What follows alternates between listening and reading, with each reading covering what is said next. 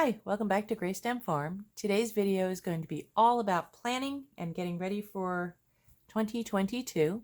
I've got my 2022 Plum Paper Planner.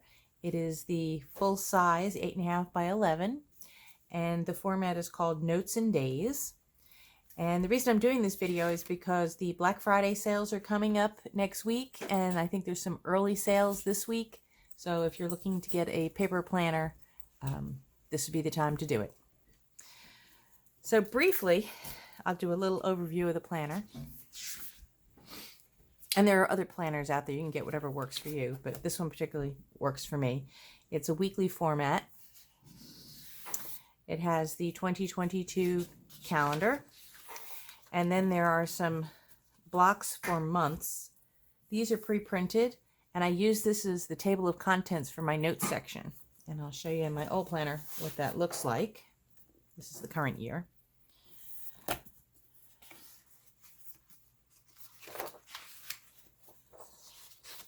And here it is. Each month is marked off, and this is the table of contents for my notes.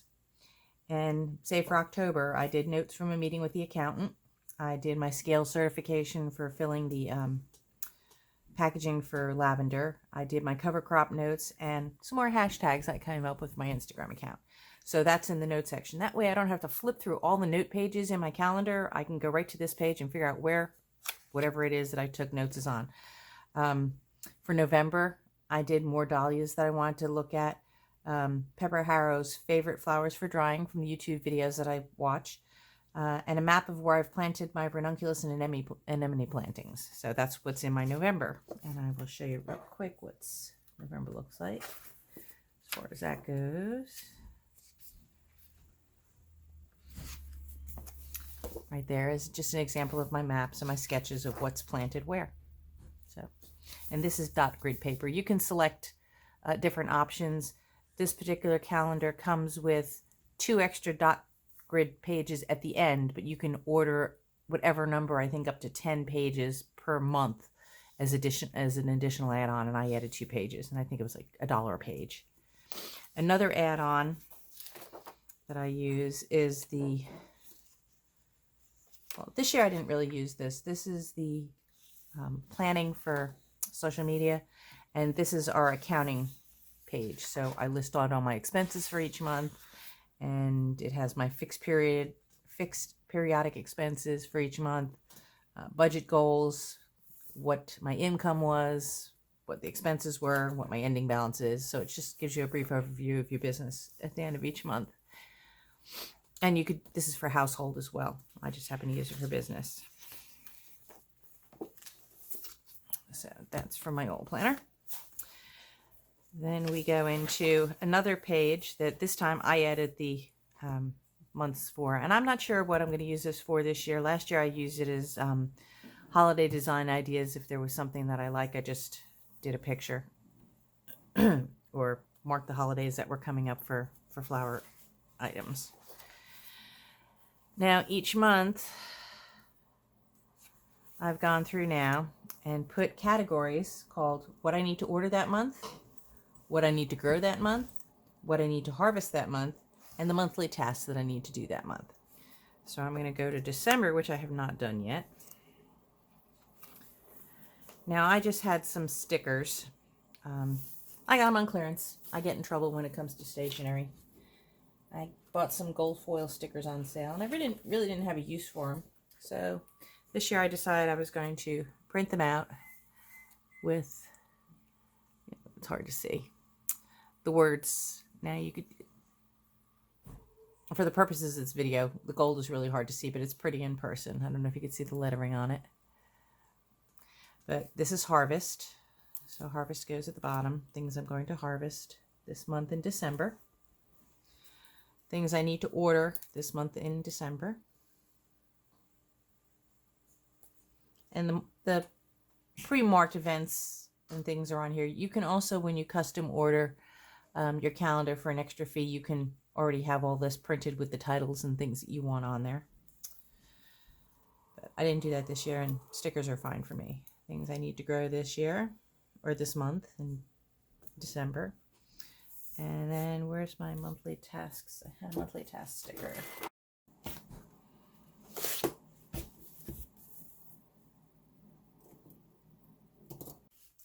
Oh, I found my label. Let me go back to December real quick and put that on. And this is monthly tasks. I don't know if you can see it. Cut that out.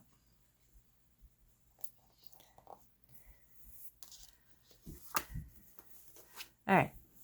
For this page, it's like a waxy, slippery, slick type page. So I use my Sharpie permanent marker. And of course I have my notes, because if I didn't, I'd forget something.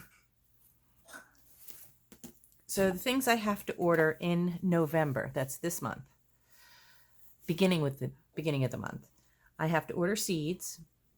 And it used to be you could order in January and February when the catalogs came out, but after COVID and with all the interest in flower farming, you now have to get in even earlier. So October, November, start thinking about ordering your seeds. Plugs for spring plantings.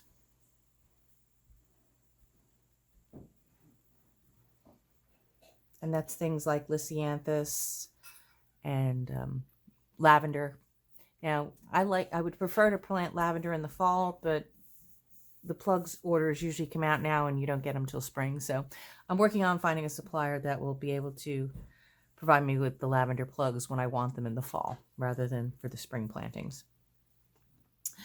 Scented geraniums need to be ordered now if you use those for foliage. Perennials, if you're going to order perennials for spring planting. Sometimes dahlias are available to order now. Dahlias are funny. The pre-orders usually begin in September. Some people run out. Other places like Swan Island Dahlias are getting ready to do a sale, and I'll put a link to their website down below. So dahlias, if you plant them to grow for flowers, you could get them anytime between September and January. Dividing and preparing the tubers actually doesn't occur until January. Now, things I need to grow. Today I was working, you can see my nails are all filthy. Today I was working on planting the remainder of my ranunculus and anemone, because with wet weather and cold and health issues and everything else came up, it was delayed. Normally I would work on those in October, but it seems like this year and last year it's been November planting. So finish any delayed planting. And luckily today was 74 degrees, so I was able to get out there after my work day ended and do the dahlia planting. Any delayed plantings? Sorry for the camera shaking.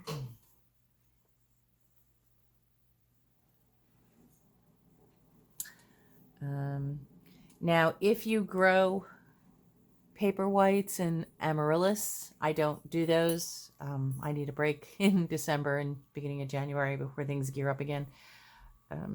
Now would be the time to pot those up. Monthly chores. Oh, lots of monthly chores. If you haven't done it already, and the past couple of years we've had a late frost. Our last frost date is October 15th, but lately, the past, I would say 4 years, our frost date didn't hit till beginning or middle of November. So, dig and store dahlias.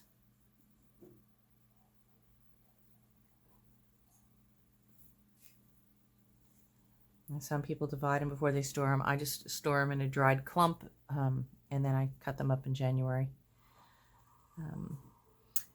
Clean the beds, pull off all the weeds, pull off all the landscape fabric.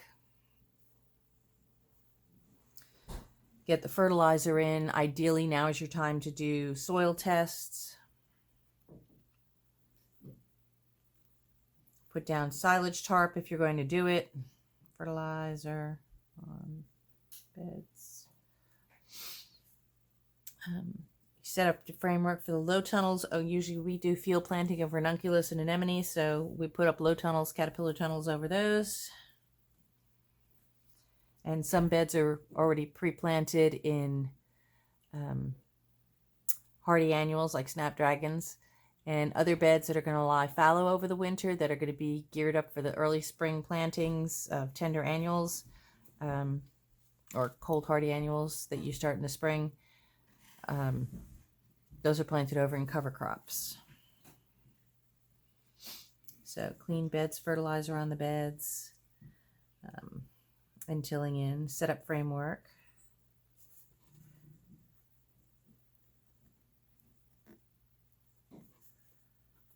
For low tells. I'm sorry about the shaking. I'm writing and the thing is resting against the table. Frost cloth.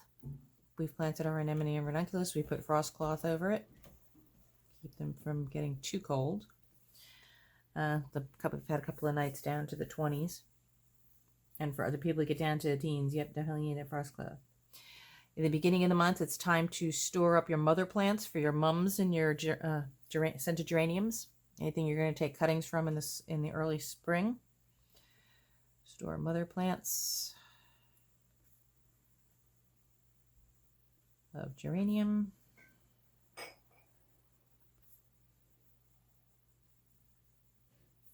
And mums. And harvesting. If you're doing wreath making classes, now's the time to do all the ingredients for your wreaths. Wreath evergreens, berries, hollies, winter berries, bittersweet. If you're in a climate that's still getting chrysanthemums, and each of these notes will vary based on where you live. It's just a way to track what you need to do for the upcoming year. So, and if you're still harvesting late dahlias, chrysanthemums,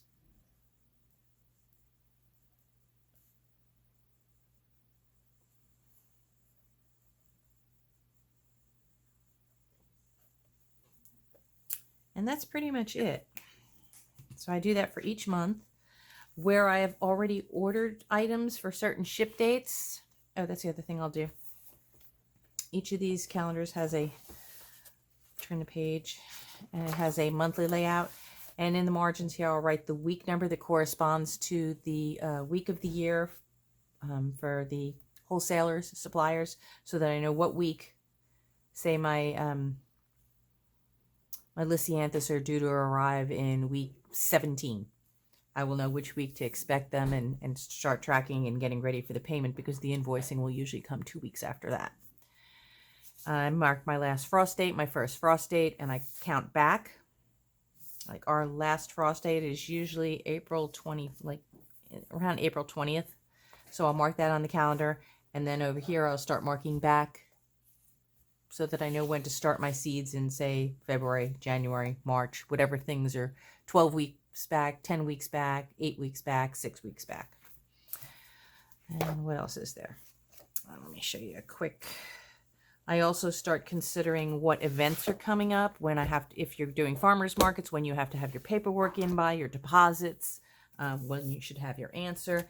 If there are spring events like seedling sales, get your contact information ready to go, your deadlines of when you have to get everything in for that. Let's see. Oh, let's do here this week, this current week. This is the reason that I like, oops, let's go here. This particular layout called Notes and Days is on one page. It's a huge to-do list. And I break them down by categories of business things, products, orders, plantings. And then on the other side, and I put a little dot, and as I do things, I check them off. Or if they don't get done, they get a little arrow moving forward that I have to carry it over to the following week. And then on the other side, oops, sorry, I will track the weather so that I know what it was doing this year and what I can expect for next year. Generally, I mean, everybody who does flower gardening knows that could go out the window next year. But I'll put that on a little post-it at the beginning of the week. I'll check my phone. I have a weather app, and I'll check what the upcoming week is, and then write down the actual days and temperatures. Like today was 74 degrees, a high of 74 degrees, and tonight it's supposed to go down to 37. We have a cold front moving in. There's no rain in the forecast, but there's a good chance we're going to get something with a significant drop in temperature like that. So the actual day, I will mark what the temperature was that day, and I'll put a little icon here, whether it was sunny, partly cloudy, rain, windy. So I wrote for Thursday, windy and warm today. And I'm going to make a notation that I finished planting out my anemone and ranunculus. And then I'm going to mark on my map which ones I planted and where I planted them. And then I just like to decorate, just for the heck of it, because it makes me happy. A normal page without any kind of decoration looks like this. The week is over here. Your to-do list is here in this box for whatever you want to use it for. Your little calendar to track what week it is and to know what the dates coming up are. So that's why I like this particular format. At the end of the book, see, I keep my little stickers with icons. At the end of each of the planner books, there is 2 dot grid pages, a contacts list, and here I just happen to have Dave Dowling. That's the only one I have currently. Passwords. I'm not going to use it for passwords. I don't need that. And then there is a folder. And then I keep some stuff in here like our return address labels and the back side of the folder. And then I have other stuff here. It's another mark. And then I just stick whatever I have in here for information. So, and notes that I generally transcribe over to my notes section so they don't fall out and disappear. So that's how I do my planning for the year. Some people use a wall calendar. I like books and binders, so that's just the way I do it. You need to find what's ready for you. Again, a lot of the planner companies are now doing their pre-holiday sales, so now is the time to get them if this is the type you want. Anyway, have a wonderful Thanksgiving. That's coming up next week, and hope to see you back here soon. If you like this video and want more videos, if you like this video, give it a thumbs up. If you'd like to see more videos like this one, please let me know in the comments section below.